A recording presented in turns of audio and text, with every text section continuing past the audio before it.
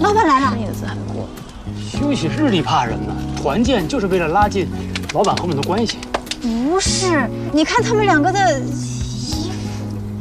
穿衣风格是改变了。瞎呀，黑白配，笨蛋。凯哥，佳佳，红姐，顾总，顾总，换新衣裳了，帅。也挺合适小宁的呀。对，漂亮。顾总，您先歇歇脚，喘口气，东西马上就好。小宁，你也坐啊。没事，凯哥，我来烤。哎，那还行啊，开了一天车，你累坏了，我来。辛苦凯哥。顾总，我知道您吃不惯这个，我让他们去酒店叫了点东西，一会儿就给您送来。没事儿，我来烤吧。哎，这不行，没关系，这就有烟。凯哥，你先歇着，我帮老板烤。哎，行，别来，去忙吧。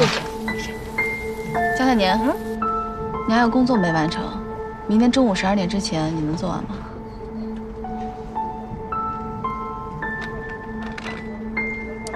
知道了，曼玲姐。凯哥，我开了一天车，有点累了，还有一堆工作没做呢，我就先回去了。哎，别，你吃一口顾总的肉啊！不是，你吃一口顾总烤的肉再走啊！我就不吃了，大家慢慢吃，我就先走了啊。哎，小宁，知道你要强，但也不能不吃饭了。这个拿回去吃啊。我再看看还有什么。哎，这个花菜好了耶，我把这个拿去吧，给小宁回去吃。谢谢，小心别烫啊。我把房卡也给你啊，回去好好休息。谢谢红姐。客气了，回去吧。老板，我先走了。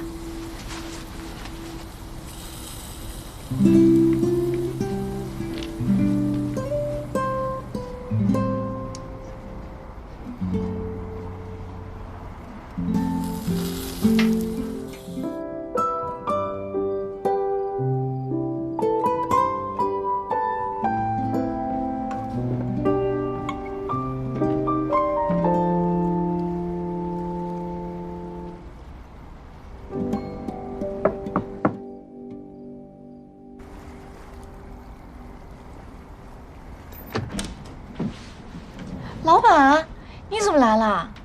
你没吃完饭吧？那些东西我吃不了。你昨天不是说要给我做好吃的吗？对了，我做了粥，老板你先进来吧。老板，你随便坐，我去拿粥。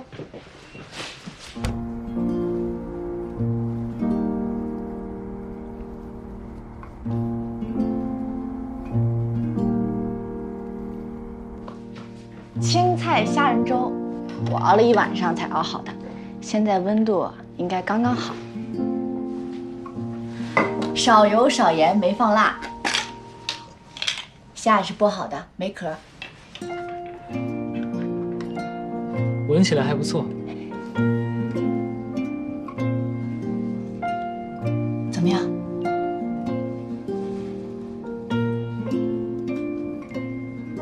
你不吃啊？